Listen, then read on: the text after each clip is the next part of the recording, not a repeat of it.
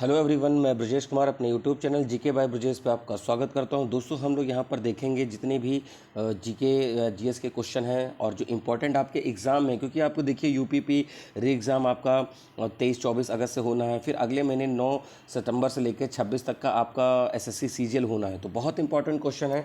तो चलिए हम लोग यहाँ पर शुरू करते हैं। इसमें आपको हिस्ट्री, पॉलिटी, स्पोर्ट्स सभी प्रकार के क्वेश्चन मिलेंगे। तो हम लोग यहाँ पर डिस्कस करते हैं। पहले देखिए पूछा गया है कि खो खो कि प्रत्येक टीम में कितने खिलाड़ी होते हैं। तो देखिए यहाँ पर 12-12 खिलाड़ी होते हैं। जैसे अब देखिए क्या होता है कि अब खो खो आप समझ रहे होंगे कि इधर पोल होता है और इधर पोल होता है। इसमें कुछ लोग बैठे होते हैं, ऐसे ऐसे लाइंस होती हैं, ऐसे ऐसे लोग बैठे होते हैं, फिर उसमें इनको क्या किया जाता है, पकड़ा जाता है। ठीक है। अब अगर देखिए हॉकी में आपको 11 प्लेयर मिलते हैं, क्रिकेट में 11 मिलते हैं, हैंडबॉल में 7 मिलते हैं और आपका बास्केटबॉल में 5 मिलते हैं। ठीक है। तो इस तरीके से आपको प्रश्न पूछा जा सकता है कि भाई कितने खिलाड़ी होते हैं। वहाँ पर हमने आपको बताया और उसको बिल्कुल आप ध्यान में रखिए, क्योंकि गेम से और उसका इवेंट से संबंधित प्रश्न पूछे जाते हैं, जो कि बिल्कुल ज़रूरी होता है। भारतीय संविधान का कौन सा अंग अनुच्छेद कार्यपालिका से संबंधित है? आर्टिकल 40, 53, 43 और 54।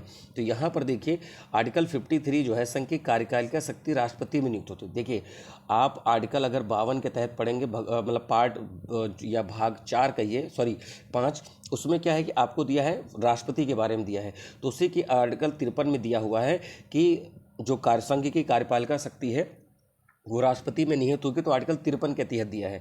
तो 52 में ये हो गया। फिर अगर देखिए राष्ट्रपति से संबंधित एक आर्टिकल है 61 में इस पर दिया है इम्पीचमेंट या महाभियोग का प्रावधान दिया है। तो इस तरीके से भी आपको बिल्कुल याद रखना है। ठीक है। और अगर हम बात करें यहाँ पर आर्टिकल 40 की, तो आर्टिकल 40 पंचायतों का गठन है। क्या है? पंचायतों का गठन है। तो मैं धीरे धीरे करूंगा, एक क्वेश्चन में 2-2, 3-3 आर्टिकल भी आपको याद करा दूंगा, जिससे कि आपको बिल्कुल यहाँ पर अलग हो जाएगा। आगा खान पैलेस भारत के किस राज्य में स्थित है? तमिलनाडु, महाराष्ट्र, उत्तर प्रदेश या पंजाब? तो ये महाराष्ट्र में स्थित है। ठीक है। तो देखिए कल मैंने एक आपको बहुत सारे रिलीजियस और हिस्टोरिकल प्लेसेस की मैंने लिस्ट डाली थी। तो दोस्तों आप उसको ज़रूर वहाँ पर देख लें, मैंने टेलीग्राम ग्रुप पर डाल रखी है, और उसको लगातार देखते रहिए, क्योंकि आपसे किसी भी प्रकार के प्रश्न बन सकते हैं। विश्व तंबाकू निषेध दिवस प्रतिवर्ष कब मनाते हैं? 31 मई, 30 जून, 30 जुलाई या 30 मई? तो यहाँ पर हम लोग 31 मई को विश्व तंबाकू निषेध दिवस मनाते हैं। तो इस तरह से देखिए, जैसे दिवस है तो दिवस मैंने आपको बता रखे हैं, बट मैं अभी आपको एक बार क्विक रिवीजन फिर से कराने जा रहा हूँ। तो जो बच्चे भी Uttar Pradesh police re exam, SSC CGL या और तरह के एग्ज़ाम देने जा रहे हैं, उनके लिए यहाँ पर बहुत रामबाण साबित होने वाला है। देखिए सबसे पहले हम शुरुआत करते हैं 12 जनवरी को। 12 जनवरी को नेशनल यूथ डे होता है, स्वामी विवेकानंद जी का जन्मदिन। 15 जनवरी आपका आर्मी डे हो गया। आपका 23 जनवरी हो गया आपका पराक्रम दिवस हो गया।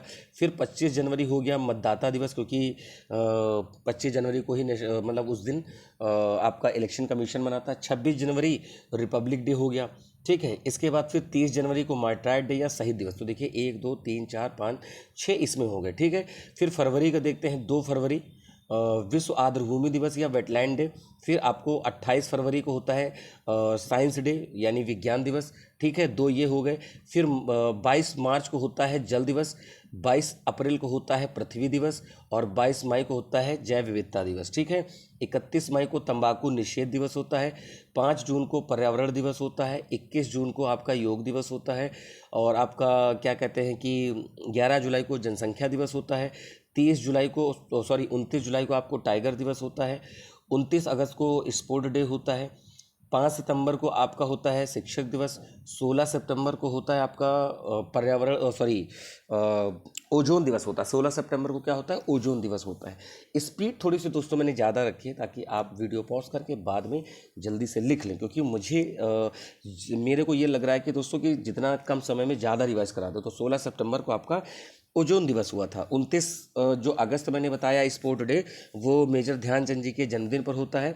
उसके बाद अगर हम बात करें तो अगर सितंबर के बाद अक्टूबर में आएंगे, तो 31 अक्टूबर को आपको मनाया जाता है नेशनल यूनिटी डे, जो कह सकते हो कि सरदार वल्लभ भाई पटेल की जयंती होती है। उसके बाद 31 अक्टूबर की बात करेंगे तो उसके बाद आएगा आपका नवंबर में, तो 14 नवंबर चिल्ड्रंस डे होता है। 1 दिसंबर आपका होता है एड्स दिवस और 25 दिसंबर होता है आपका गुड गवर्नेंस डे।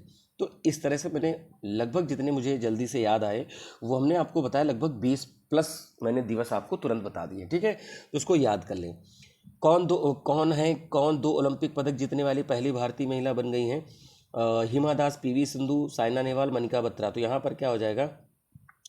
बैडमिंटन कांस्य पदक विजेता पीवी सिंधु ने बिंग जाओ के सीधे गेम हराकर दिल्ली टोक्यो में कांस्य पदक जीत, सॉरी मतलब टोक्यो, मतलब ये पुराना क्वेश्चन है बट ये जीएस का है, आप इसको करंट से मत लीजिएगा सर अभी तो ओलंपिक में उन्होंने नहीं जीता। देखिए ऐसे कौन कौन से प्लेयर हैं जो 2 मेडल लेकर बैठे हैं? तो देखिए एक तो पीवी सिंधु हो गई, सुशील कुमार हो गए जो कुश्ती से, और अभी हाल फिलहाल में आपने कल देखा है कि भाई जो हम लोग के जो जेवलिन थ्रोवर हैं नीरज चोपड़ा, इन्होंने भी जीता है।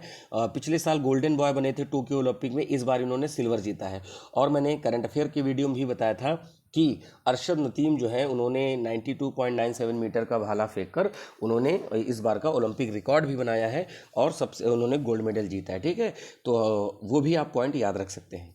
अगला है कि इसमें से सबसे शक्तिशाली चोल शासक किसे माना जाता है? राजेंद्र वन, राजराज प्रथम, दुंती दुर्ग या विजयालय। तो यहाँ पर राजराज प्रथम जो है चोल शासक फेमस है। तो देखिए एक चीज़ समझिएगा, आप साउथ में जाएंगे तो चोल, चेर, पांडे ये यहाँ पर मिलते हैं। ठीक है, तो इस तरीके से यहाँ पर आपको देखने को मिलेगा। चोल शासक का एक फेमस है सेंगोल। क्या है फेमस है? सेंगोल। आपने देखा होगा कि जब इस बार संसद का पिछले साल मई के महीने में जब संसद का उद्घाटन हुआ तो उस समय क्या है कि एक पिलर डंडा रखा गया, उसके ऊपर अशोक एम्बलम टाइप का है, तो वो सेंगोल ही है जो चोल शासन के प्रतीक का है। और ये जवाहरलाल नेहरू को भी अंग्रेजों से मिला था जब सत्ता परिवर्तित हुई थी, और उसके बाद अभी जब नई पार्लियामेंट बनी तो उसमें सिंहासन के बगल में या फिर कह सकते हो जो संसद में सीट है उसके बगल में जो लोकसभा स्पीकर के वहाँ पर सेंगोल रखा गया है। अगला है भारतीय संविधान का संघ राज्य क्षेत्रों का प्रशासन किसमें है? तो आर्टिकल 239 में है। ठीक है, तो 239 में क्या है कि संघ राज्य यानी यूनियन टेरिटरीज की बात हो रही है। तो कितनी यूनियन टेरिटरी है भाई? 8 यूनियन टेरिटरी हैं, ये पॉइंट याद रखिएगा। देखिए 28 स्टेट हैं और 8 यूटी हैं। 8 यूटी में सबसे बड़ी है लद्दाख एरिया वाइज, और सबसे छोटी हो जाएगी लक्षद्वीप हो जाएगी। अगर पॉपुलेशन वाइज बात करें तो दिल्ली सबसे बड़ी हो जाएगी। ठीक है, तो इस तरीके से आप यहाँ पर इसको याद कर लीजिए। क्लियर? अगले प्रश्न की ओर बढ़ेंगे। भारत का पहला राज्य कौन सा है जिसने हर घर में छत वर्षा जल संग्रहण करने को ढांचा बनाने के लिए आवश्यक कर दिया है?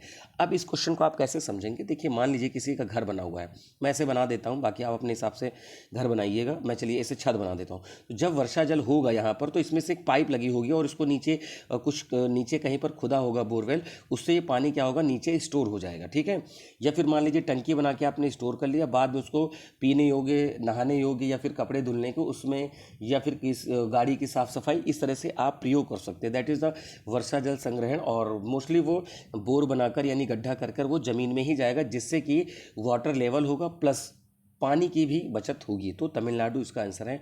हॉकी के मैदान का आयाम बताइए। तो देखिए हॉकी के मैदान की लंबाई और चौड़ाई की बात हो रही है, तो लंबाई होती है 91.4 मीटर और इसकी जो चौड़ाई होती है 55 मीटर।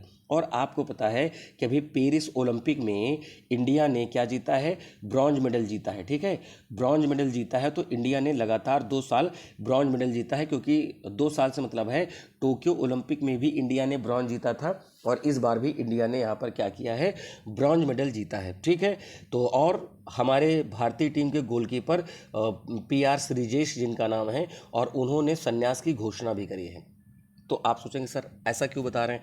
मैं इसलिए बता रहा हूँ कि PR श्रीजेश जी हैं, ये जो गोलकीपर थे, क्योंकि जब भी देखिए ऐसा नहीं कि किसी प्लेयर का नहीं पूछ सकते छोटा या बड़ा, बट ये काफ़ी जाना माना नाम है और इंडिया ने लगातार 2 ओलंपिक में पदक भी जीता है, तो इंडिया का अपने आप में रिकॉर्ड है। और इंडिया का टोटल 13 मेडल मिल चुके हैं। ठीक है, जिसमें से कुछ ब्रॉन्ज हैं, 8 तो गोल्ड ही हैं। तो इस तरीके से इंडिया ने हॉकी में 13 मेडल अब तक के जीते हैं। और श्रीजेश पिछले साल भी कीपिंग करे थे, इस बार भी मतलब गोलकीपर थे। तो यहाँ पर श्रीजेश का नाम इंपॉर्टेंट क्योंकि उन्होंने रिटायरमेंट की भी घोषणा करी है। अगला, इनमें से कौन सा नृत्य मंदिरों को समर्पित है? पहले सदिर के नाम से जानते थे, तो ये भरतनाट्यम है। देखिए एक्चुअली ये है क्लासिकल डांस। क्या है? क्लासिकल डांस है। तो क्लासिकल डांस है तो इसमें क्या है कि आपको समझना है कि भरतनाट्यम तमिलनाडु का है, कथकली आंध्र प्रदेश का है, कथकली आपका केरल से है, कुचिपुड़ी आंध्र प्रदेश से है, और कथक उत्तर प्रदेश का है, मणिपुरी मणिपुर का है। तो ये मैंने बहुत बार बताया दोस्तों, मैंने अपने टेलीग्राम ग्रुप पे भी डाला था, जिसकी लिंक नीचे डिस्क्रिप्शन में दी हुई है, तो प्लीज़ उसको भी यहाँ पे आप देखते रहें। अगला है सर्व शिक्षा अभियान किस वर्ष शुरू किया गया? तो देखिए सर्व शिक्षा अभियान में 6 से 14 वर्ष के बच्चों के लिए किया गया था। ये क्वेश्चन 2 बार हो गया है। तो देखिए ये 2001 में शुरू किया गया था। 6 से 14 वर्ष के बच्चों को प्रारंभिक शिक्षा प्रदान करना है। देखिए ये फंडामेंटल राइट में भी और फंडामेंटल ड्यूटीज़ में भी है। आप आर्टिकल 21A पढ़ोगे तो आपको दिया है राइट टू एजुकेशन, ठीक है। तो जिसमें से क्या है कि शिक्षा का अधिकार 6 से 14 वर्ष के सभी बच्चों को है। इसके बाद आप देखते हो तो फंडामेंटल ड्यूटीज़ में भी है कि माता पिता अपने बच्चों को बच्चों को जो है प्राइमरी एजुकेशन जरूर दें। तो उसमें 6 से 14 वर्ष के बच्चों को ही इंक्लूड है। अगर फंडामेंटल राइट की बात करें तो आर्टिकल 21A बहुत इंपॉर्टेंट है, ठीक है। तो यहाँ पर इसको याद कर लें। RT अधिनियम, तो यहाँ पर RTE जो अधिनियम है तो 2009 किस अनुच्छेद के तहत स्कूल प्रबंधन समिति के गठन के लिए प्रावधान किया गया? 21, 22, 20 और 23। तो यहाँ पर आर्टिकल 21, ठीक है, राइट टू एजुकेशन वाली बात हो रही तो उसमें कुछ मैनेजमेंट की बात आई तो आर्टिकल 21 और 21A देखिए। और यहाँ पर आप समझिएगा क्योंकि आर्टिकल जैसे आप पढ़ोगे आर्टिकल 23 पढ़ते हो, आर्टिकल 24, तो आर्टिकल 23 में जो आप देखते हो फोर्स लेबर है, आर्टिकल 24 में चाइल्ड लेबर है। इस तरीके से प्रावधान लगते हैं कि ना किया जाए। उससे पहले जीवन जीने का अधिकार है 20 में। 21 में आपका कह सकते हो वो भी जीवन से संबंधित है जिसमें से एक एजुकेशन का है। और डबल जीओपार्डी भी आपको मिलता है 20 में देखने को। तो जब आप ये सारे आर्टिकल याद किए रहेंगे तो आपको एग्ज़ाम में बिल्कुल मदद मिलेगी जब आप करके आएंगे, ठीक है। तो मेरा यहाँ पर पूरा प्रयास है कि आपको साथ में और भी चीज़ें हम आपको रिवाइज करा दें, ठीक है। अगला है कि 2005 में किशोरावस्था शिक्षा कार्यक्रम किसके द्वारा शुरू किया गया है? मानव संसाधन विकास, जिसको हम HRD मिनिस्ट्री कहते हैं। HRD मिनिस्ट्री अब ह्यूमन रिसोर्स डेवलपमेंट मिनिस्ट्री की जगह अब हम उसको एजुकेशन या शिक्षा मंत्रालय के नाम से जानते हैं। बाल अधिकारों के संरक्षण के लिए राष्ट्रीय आयोग, राष्ट्रीय कानून कंपनी कानून न्यायाधिकरण, महिला एवं बाल विकास मंत्रालय। तो यहाँ पर क्या हो जाएगा? मानव संसाधन विकास मंत्रालय इसका आंसर हो जाएगा। अगला है कि अक्टूबर 1937 में वर्धा में आयोजित अखिल भारतीय राष्ट्रीय शिक्षा सम्मेलन में शिक्षा की योजना किसने रखी? गोपाल कृष्ण गोखले, जवाहरलाल नेहरू, सुभाष चंद्र बोस, महात्मा गांधी। तो यहाँ पर महात्मा गांधी ने वर्धा शिक्षा योजना का संबंध इन्हीं से है। और आप देखिए इंडिया में जैसे मैकाले था तो मैकाले इंग्लिश पद्धति को यहाँ पर इंग्लिश के ऊपर बहुत जोर दिया, ठीक है। तो इस तरह से तमाम शिक्षा के आयोग आएंगे। जैसे चार्ल्स वुड डिस्पैच जो है वो इंडिया में शिक्षा का मैग्ना कार्टा भी कहा जाता है, जिसमें प्राइमरी से लेकर आपका जो ग्रेजुएशन लेवल तक की शिक्षा की बात करी गई है। और जो पहले तो लोकल लैंग्वेज में यानी नेटिव लैंग्वेज में बात करी गई, फिर बाद में इंग्लिश माध्यम से पढ़ाने की बात करी गई है।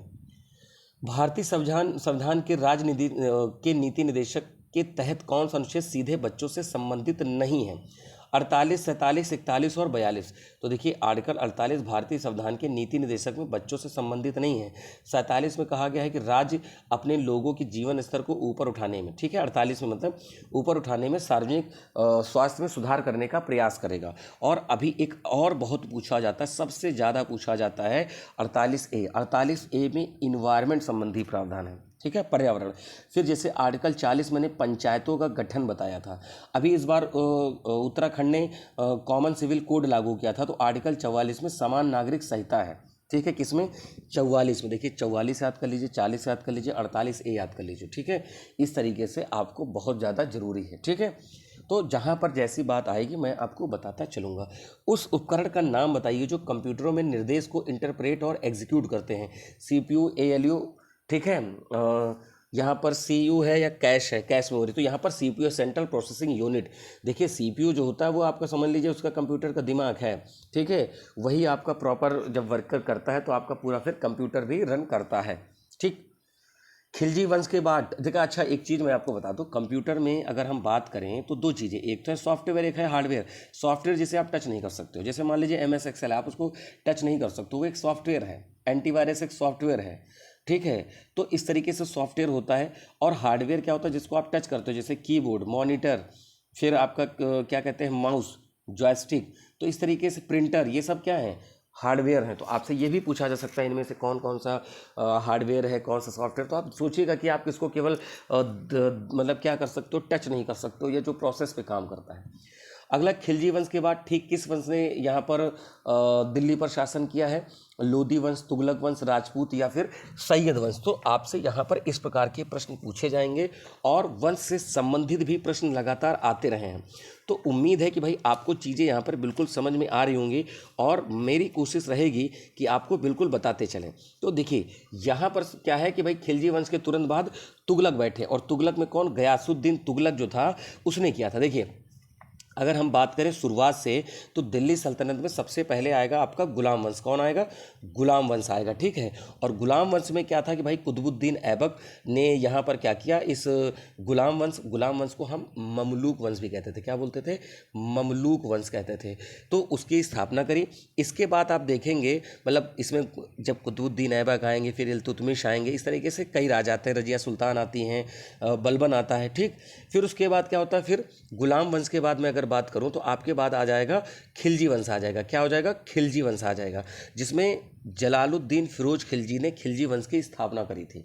तो मैंने यहाँ पर आपको इससे पहले सबसे पहले गुलाम वंश बताया, कुतुबुद्दीन ऐबक, खिलजी वंश में आपका जलालुद्दीन फिरोज खिलजी, फिर उसके बाद तुगलक आएंगे। तुगलक में गयासुद्दीन तुगलक ने यहाँ पर क्या किया कि इसके बाद खिलजी के बाद कौन आएगा? तुगलक आएंगे, ठीक है। तो यहाँ पर आंसर भी बता दिया है, ठीक है। 1320 से 1414 तक ये शासन करते हैं, या 1412 भी कहीं पर मिलता है। इसके बाद जब आप आएंगे तो इसके बाद आएंगे सैयद। तो सैयद में खिज्र खान ने यहाँ पर क्या किया था? सैयद वंश को स्थापित किया। तो तुगलक के बाद कौन आएगा? सैयद आएंगे, ठीक है। और सैयद के बाद आएंगे लास्ट में लोधी वंश आ जाएगा। कौन सा आ जाएगा? लोधी। बहलोल लोधी ने क्या किया था? लोधी वंश की स्थापना की, ठीक है। तो गुलाम, खिलजी, तुगलक, सैयद, लोधी, ठीक है। तो गुलाम, खिलजी, तुगलक, सैयद, लोधी। तो जीके टीएसएल याद कर लीजिए, ठीक है। इस तरीके से आप देखिएगा, अभी जब आप पेपर देने जाइएगा, आप उत्तर प्रदेश री एग्ज़ाम दीजिएगा पुलिस का, या फिर आप सीजीएल का दीजिएगा, आरओ का दीजिएगा, तब इस तरीके की आप चीज़ें मिलेंगी। भारत में मैग्नीज अयस्क का सबसे बड़ा उत्पादक क्या है? उड़ीसा, झारखंड, बिहार या राजस्थान, ठीक है। मैग्नीज का सबसे बड़ा उत्पादक जो है वो उड़ीसा राज्य है, ठीक है। ये भी याद रखिएगा। और उड़ीसा में बॉक्साइट भी होता है, बॉक्साइट से जिससे आप एल्युमिनियम निकालते हैं, ठीक। तो क्योंकि विश्व में जो चीन है मैग्नीज का सबसे बड़ा उत्पादक है, और विश्व में जितना भी उत्पादन होता है उसका 37% कौन करता है? अकेले चाइना ही करता है। RMSA का पूर्ण रूप क्या है? राष्ट्रीय उच्च माध्यमिक शिक्षा अध्ययन, राष्ट्रीय माध्यमिक सर्व शिक्षा अभियान, राष्ट्र मधुर समिति अभियान, राष्ट्रीय माध्यमिक शिक्षा अभियान। तो यहाँ पर क्या हो जाएगा? डी, राष्ट्रीय माध्यमिक शिक्षा अभियान हो जाएगा, ऑप्शन नंबर डी। इसमें से कौन सा राष्ट्रीय भुगतान पेमेंट का मतलब भुगतान निगम का उत्पादन नहीं है? रुपए, एकीकृत भुगतान, विदेशी मुद्रा भुगतान या भारत इंटरफेस फॉर मनी। तो यहाँ पर सी हो जाएगा। भारतीय राष्ट्रीय भुगतान निगम रिजर्व बैंक के द्वारा स्थापित एक ऐसा निगम है जिसमें विभिन्न खुदरा भुगतान प्रणालियों के माध्यम से एक मात्र संस्था के रूप में कल्पित है, और इसकी स्थापना 2008 में हुई थी, ठीक है। चलिए, तो NPCI की बात हो रही है। अगला है इसमें कौन सी यमुना की सहायक नदी नहीं है? बेतवा, चंबल, हिंडन और गंडक। तो यहाँ पर क्या हो जाएगा? गंडक। गंडक किसकी है? गंगा की है, ठीक है। देखिए हम जैसे जब पढ़ाते हैं तो आपको लिखाते हैं या आपको बताते हैं राम गोधरा गए क्यों? तो रामगंगा, गोमती, घग्गर, राप्ती, गंडक, कोसी, महानंदा, ये सब हैं जो ऊपर से बाएं साइड पे नदी से गंगा से मिल रही होती हैं। यमुना की कौन कौन सी सहायक बताएं? यमुना में आपको चंबल, सिंध, बेतवा, केन, टोंस, ये सब। चंबल सिंध का बेटा कौन? इस तरीके से मैं बताता हूँ यमुना के ट्रिब्यूटरी। चंबल, काली सिंध, बेतवा, केन और टोंस, ये सब यमुना नदी में मिलती हैं। यमुना विश्व की सबसे लंबी ट्रिब्यूटरी मानी जाती है और इंडिया में गंगा से मिलती है यमुना। और कहाँ पर? प्रयागराज में मिलती है, जिसको आप त्रिवेणी संगम नाम से भी आप जानते हो, ठीक है। अगला है भाई अलकनंदा नदी भारत में भागीरथी में कहाँ मिलती है? मैंने सारे प्रयाग बताए आपसे। बैड, भागीरथी, अलकनंदा, देवप्रयाग। इसमें क्या आंसर हो जाएगा? डी। अब मैं आपको सारे प्रयाग बता देता हूँ। डी है, DAV याद कर लीजिए। तो धौली गंगा, अलकनंदा, और ये बनाएंगे विष्णु प्रयाग। फिर है नंदाकिनी, अलकनंदा, नंद प्रयाग। दोस्तों पंचप्रयाग लिख लीजिए, मैं लाइन से बता दे रहा हूँ।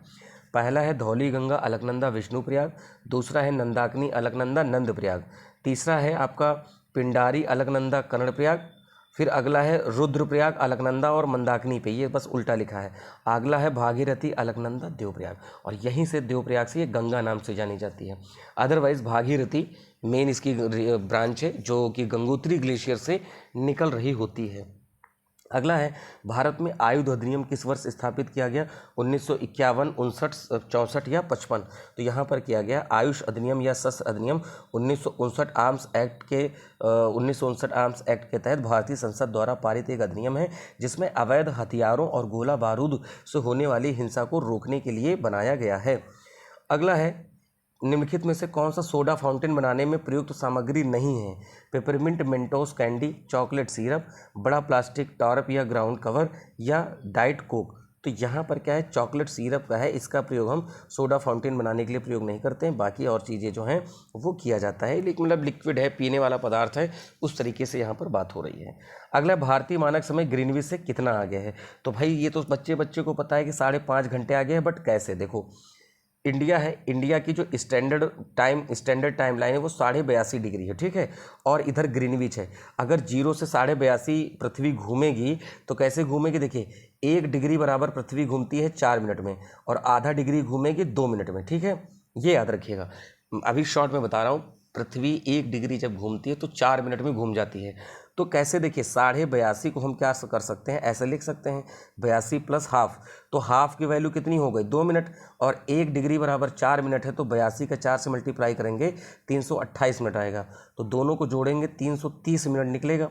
तो 330 मिनट को हम क्या करते हैं, 300 प्लस 30 मिनट लिख लेते हैं, तो 300 मिनट का मतलब हो गया 5 घंटे, और 30 मिनट एक्स्ट्रा हो गए, तो 0 से 82.5 जाने में 5 घंटे लगता है।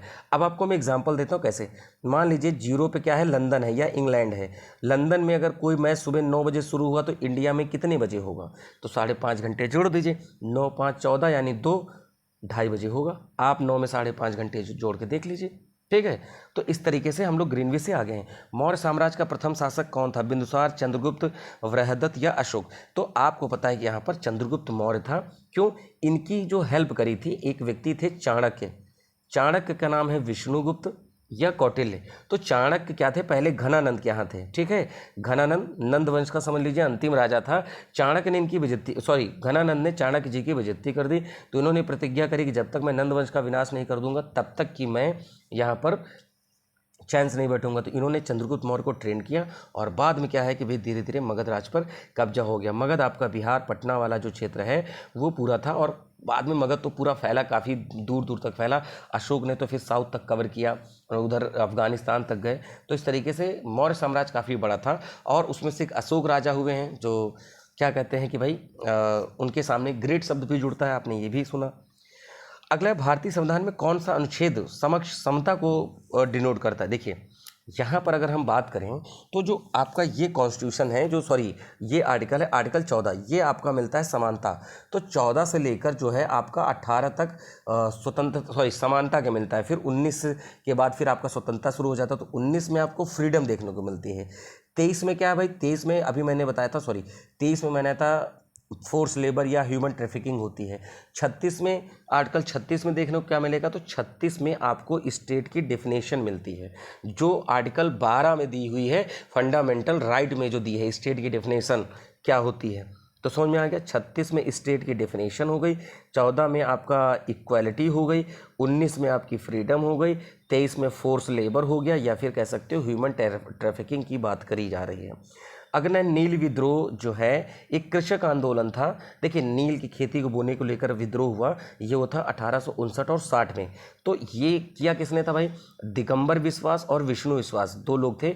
एक थे दिगंबर विश्वास और दूसरे थे विष्णु विश्वास। इन दोनों लोगों ने क्या किया था कि इसका विद्रोह शुरू किया था, नील विद्रोह, ठीक है, ये याद रखिएगा। तो यहाँ पर डी हो जाएगा 1859, जैसे मैंने पहले भी आपको बताया है। अगले की तरफ बढ़ते हैं। अगला क्वेश्चन है, फील्ड मार्शल के पद पर पदोन्नत होने वाले पहले भारतीय सेना अधिकारी कौन थे? विक्रम बत्रा, करम सिंह या सैम मानेकशॉ या के.एम. करियप्पा? तो यहाँ पर सैम मानेकशॉ, आपने देखा होगा विक्की कौशल की एक मूवी भी आई थी, ठीक है, और काफ़ी सुपरहिट मूवी भी हुई। अगला है, भारत में ट्री उत्सव की शुरुआत कहाँ हुई? यहाँ द्री उत्सव नहीं, वो ट्री उत्सव है नागालैंड, अरुणाचल प्रदेश, असम या फिर मणिपुर। यहाँ क्या हो जाएगा? अरुणाचल प्रदेश हो जाएगा, ठीक है। तो तो यहाँ पर आपने देखा कि एक चीज़ है कि मैंने पूरा प्रयास किया है कि आपके 30 क्वेश्चंस को यहाँ पर डिस्कस करूँ। डेली में 60 आ रहा था, बट अभी थोड़ा सा टाइम के वजह से मैं थोड़ा कम वीडियो रिकॉर्ड कर पा रहा हूँ। तो यहाँ पर मैंने 30 क्वेश्चन रखा, जिससे कि आपका गैप ना हो और साथ में आप अच्छे से अपना रिवीजन करते रहिए। दोस्तों, रिवीजन बहुत ज़्यादा ज़रूरी है और लगातार अगर वीडियो देखें तो आपका कोई भी जीएस का पोर्शन मैं छोड़ नहीं रहा हूँ, सारा कवर करा रहा हूँ, चाहे वो दिवस हो, फिर साइंस का हो, आर्टिकल हो, हिस्ट्री हो, ज्योग्राफी हो। ठीक है दोस्तों, तो और साथ में करंट अफेयर के भी वीडियो मैं दे रहा हूँ, तो लगातार देखें। और जो लोग नए, प्लीज़ चैनल को सब्सक्राइब करें, दोस्तों में शेयर करें, वीडियो को लाइक करें। काम कैसा लग रहा है आप कमेंट करके ज़रूर बताएं, मेरा पूरा प्रयास है। और बहुत जल्द ही आपके सामने हम लाइव भी मिलेंगे, तो बट अभी के लिए मेरा पूरा प्रयास है कि आप इसको लगातार देखते रहें। ठीक है दोस्तों, तो मिलेंगे अपने नए वीडियो में, तब तक के लिए नमस्कार, थैंक यू, जय हिंद दोस्तों।